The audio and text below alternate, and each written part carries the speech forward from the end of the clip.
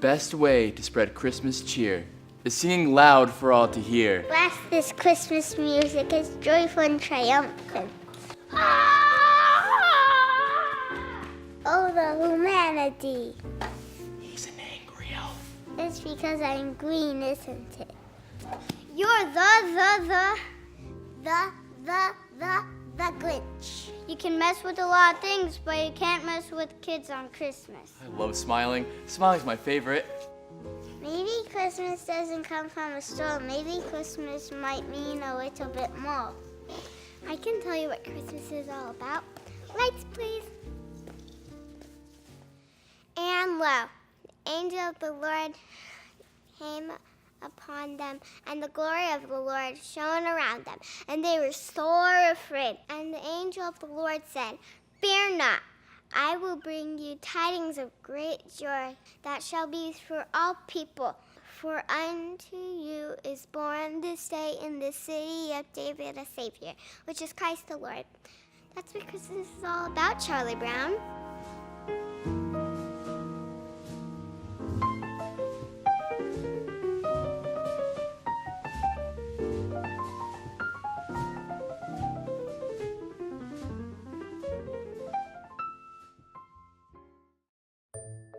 Joseph went up to the town of Nazareth to the town of Galilee.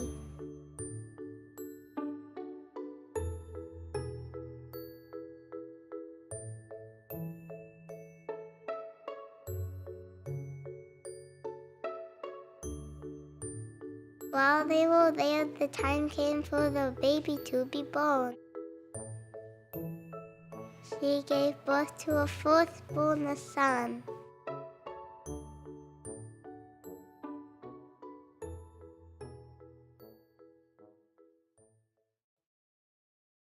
At the same time, we're here to remember that we need to make room for Jesus. And so we're kind of combining those two together and looking at these classic holiday films and these actually some really good lessons that we can learn in the midst of these films if we pay attention to them. A couple weeks ago, we started off with who? Who was the first one? The Grinch, right?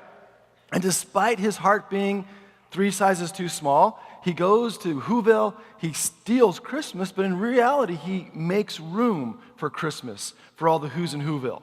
And he kind of learns that maybe Christmas isn't bought in the store. Maybe Christmas is a little bit more, right? So then last week, we moved from the Grinch to the Goofball. We took a look at Charlie Brown and how he had this really simple Christmas tree, this really scrawny little tree, and yet he turned that into this idea of simplicity and how there's a very simple story that we need to remember at Christmas time. We looked at this little acronym, TREE, right? We need to take time at Christmas. We need to retreat and spend some time with God. That's why he came, to be with us, to spend time with God and retreat, to erase, to get some white space at Christmas, to make room for the surprises that should and do come along, and just to enjoy the holiday. So those are our thing last week, and this idea of making room for surprises is super important, especially as we get closer and closer, as those candles begin to fill up and we're a week away, to make room in your schedule for those surprises, because they happen.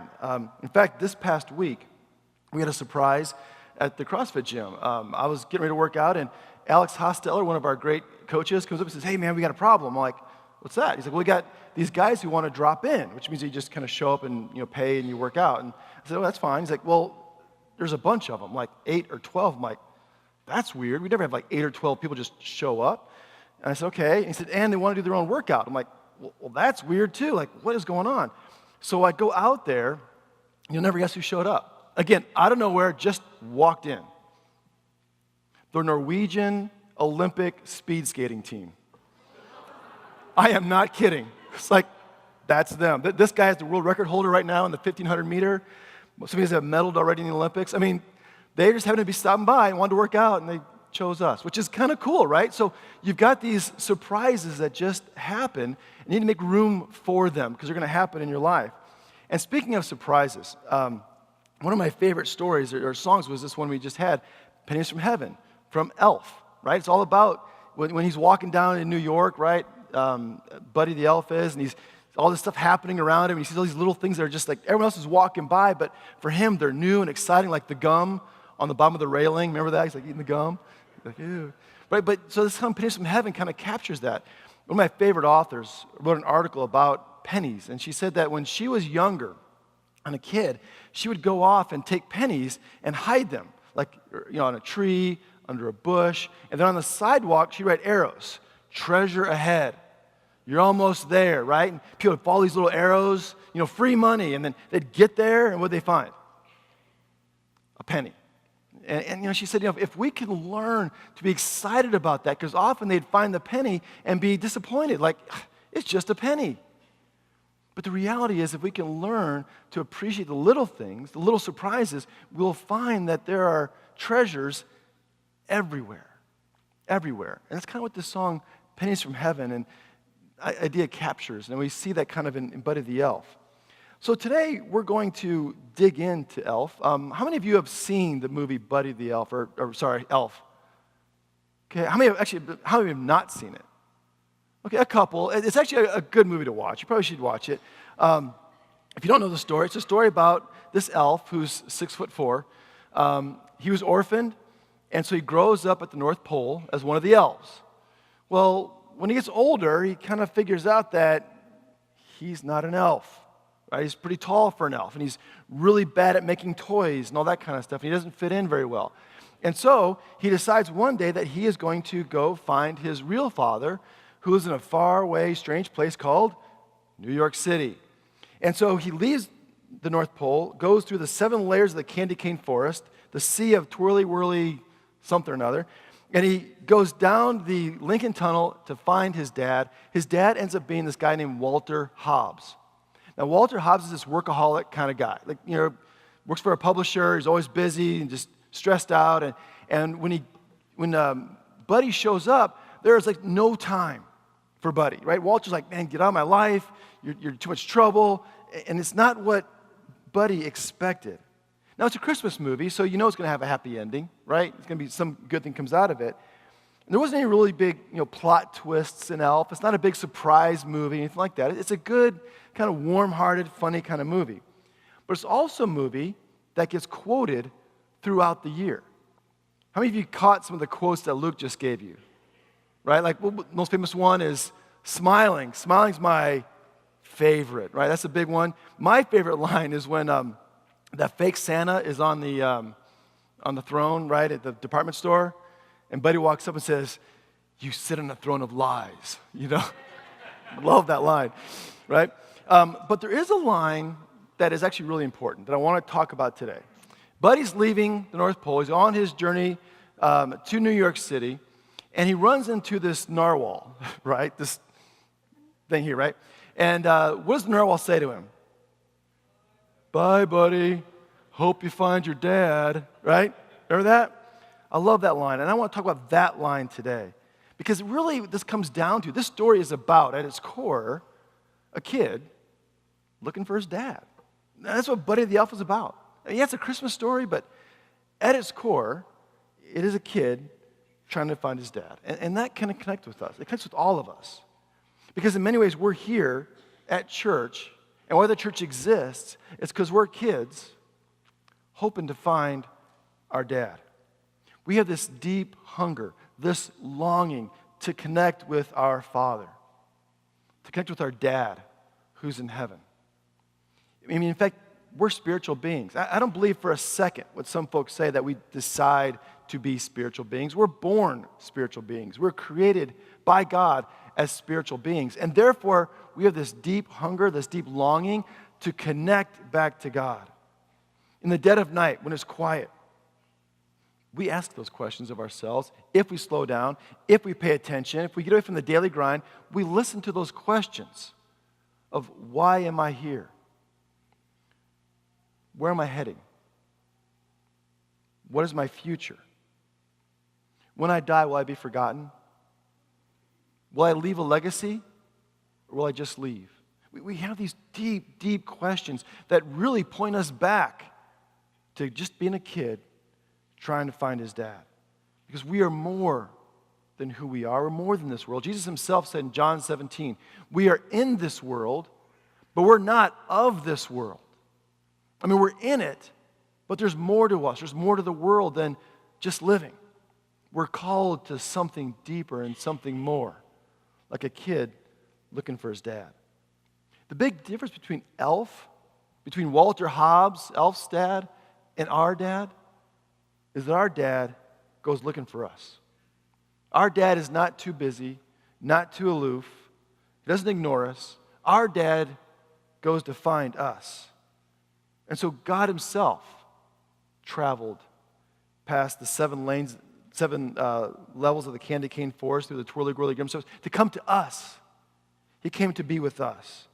And when he arrived here, he wasn't welcomed. Right? We said last week, he was given a manger to sleep in. He was hunted by a dictator. He spent his early years as a refugee living in Egypt. He wasn't welcomed, wasn't even wanted, and yet he still comes to us. So the question then for us today is going to be, are we looking for our dad? He's looking for us. He's reaching out to us. Are we reaching out to him? And if not, why not? We have that decision to make. Are we going to go looking for our dad? If not, why not? Now, sometimes we don't go looking because we have expectations of what God's like. If I asked you right now, what is God like to you? Like, what image comes into your brain when I say you have a Father in heaven? What does that look like? For some people, I think they think of a drill sergeant, right? A God who is angry and is going to, come at you, right? We have that kind of image in our head, and that wants, give me 50 push-ups, that kind of thing. Well, I don't want to meet that dad. Sometimes, maybe we think of God as a school teacher. I mean, not mean, just they've got high expectations. There's no curve. They got a red pen, and they look at your term paper like, nope, nope, nope, and give that disappointed shake, like, oh. You may see God like that, and that's how God sees you. You think in that way. I don't know that either. Or maybe sometimes you think of God as that big genie in the sky who gives whatever you want, kind of like Santa Claus, who just gives everything you want, whatever you want, just. But the problem comes is, what happens when you don't get what you want? When you pray for something, it doesn't show up that way. Do you get mad and just put Elf back on the shelf? Just say, forget it? Or maybe you think of God sometimes as like that grandfather who was great in his day, but now he doesn't check his email, he's not really relevant. I mean, he did great things like, part the Red Sea back in the day. He did stuff back in the day. He was important back in the day, but now he's kind of like, that's old school. That stuff doesn't matter anymore. Maybe we see God like that. How is it that you see your dad? A.W. Tozer is this very good theologian, and he said this: what comes into our minds when we think about God is the most important thing about us.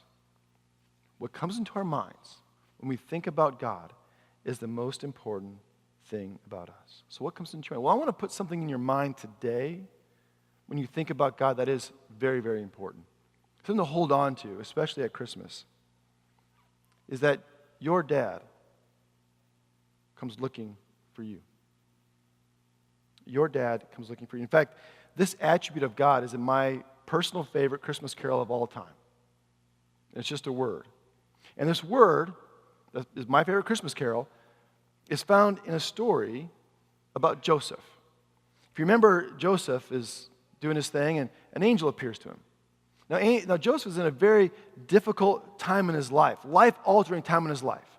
And this angel appears, and the first thing the angel says to him is, Joseph, don't be afraid. Don't be afraid. Which, by the way, as I was working on this past week or two, this sermon, it occurred to me something about this phrase, especially with Follow the Star going on last weekend, is that this phrase is like all over the Christmas story. Do not be afraid. Right? When the angel appears to Mary, what does the angel say? Don't be afraid. When the angels appear to the shepherds, right, out in the fields, keeping watch of their flocks by night, they don't say, hey guys, you lost a sheep over there in the corner, What do they say? Don't be afraid. And now when this angel appears to Joseph, he says, don't be afraid. There's this fear theme like throughout the Christmas story. Almost like Charles Dickens might have had it right by putting ghosts in the Christmas story. It's kind of strange that there's this whole thing about fear. Now, one of the questions then is, why is it that Joseph is afraid? Well, he just found out that his fiancée is pregnant, and it's not his. He's probably afraid of Mary having betrayed him. He's probably afraid of his future not being what he expected. He's probably afraid of not having any hope. He's afraid of the sideways glances and the stigma and all that kind of stuff. And yet this angel shows up and says, don't be afraid. Now why? Why should you not be afraid? Well, let's take a look here at Matthew chapter 1, verse 23. He says, look, the virgin shall conceive and bear a son, and they shall name him, and here's my word, Emmanuel, which means God is with us. Emmanuel. O come, Emmanuel. God is with us.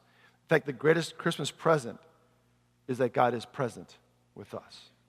That's the kind of dad you have. A dad who comes looking for you.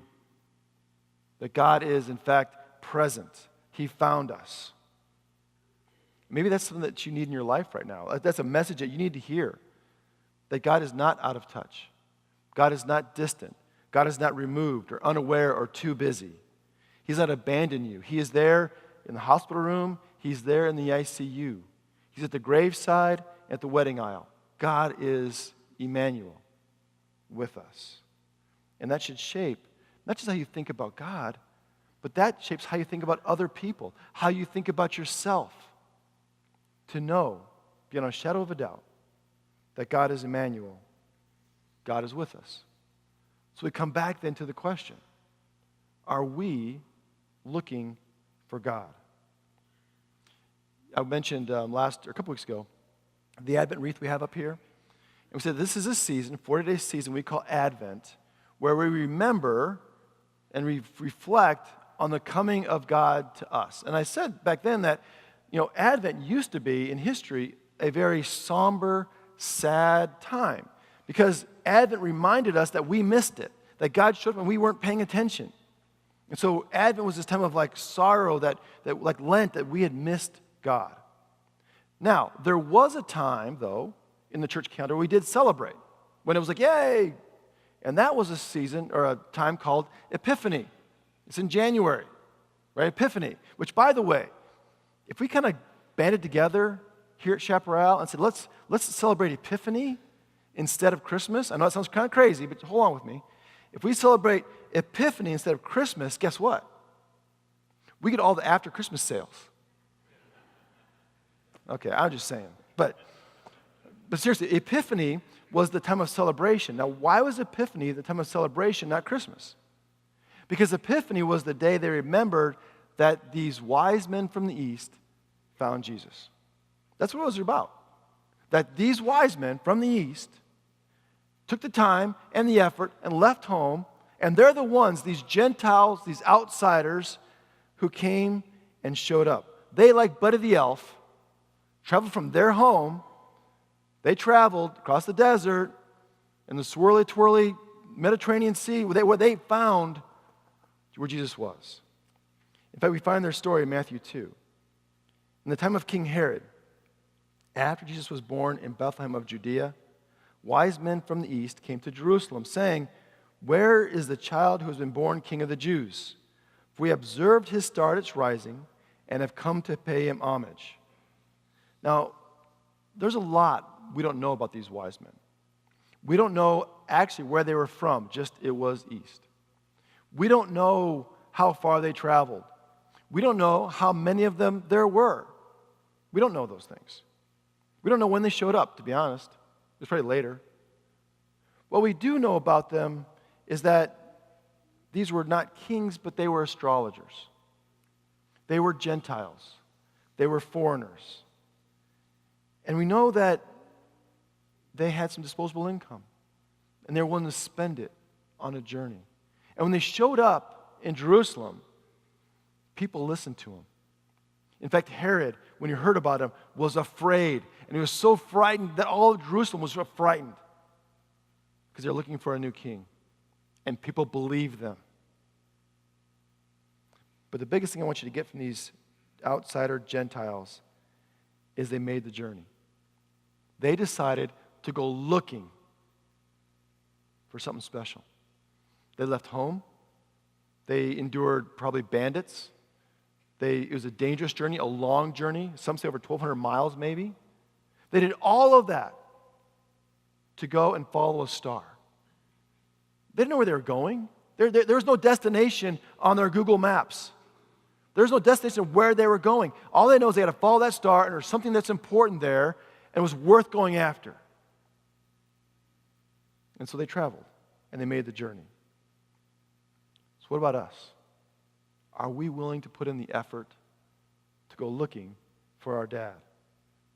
Because our dad has been looking for us, reaching out to us, wanting to be with us. The angel told Joseph that they would call him Emmanuel, God with us. I want you to think of one small thing here I want to add to this today. They shall call his name Emmanuel. Who's they? It doesn't say, hey, Joseph, call him Emmanuel. It's not that. It's not a name. It's not a title. To me, this word is not a name, it's not a title. They, who's they? Will call him Emmanuel. I think Emmanuel is a description of who he is. That those they are us. People that look back and say, you know what? God showed up. God is with us. He's with me. That's who I am. My Father came looking for me, and he found me. And so I call him Emmanuel, God with me. They will call him Emmanuel, and we do that because he's shown up to be with us. Don't ever forget that. Your Father came looking for you. And when he did, he invited you to dinner. He invited you to a table with him. And around that table, he said, I'm with you. I'm so with you that I'm going to take this bread and break it and give it to you. Because this is my body, which I am giving to you. And I'm going to take this cup and I'm going to pass it around to you. In it is the blood of a new covenant, a new promise I'm making with you that I'm never going to leave you or forsake you ever.